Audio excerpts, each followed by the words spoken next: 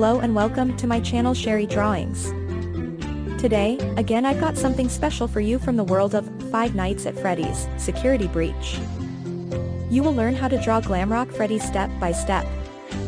So, grab your pencils and paper, because by the end of this video, you'll have your very own Glamrock Freddy colorful drawing. Let's start have fun.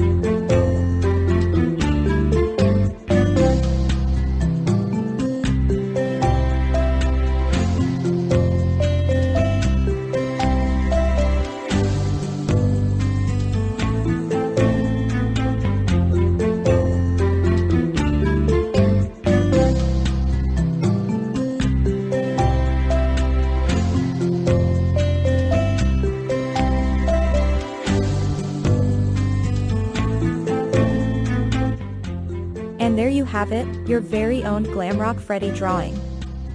I hope you enjoyed it. If you found this tutorial helpful or if you have any questions, let me know in the comments below. Don't forget to give this video a thumbs up if you liked it, and hit that subscribe button for more tutorials from Sherry Drawings.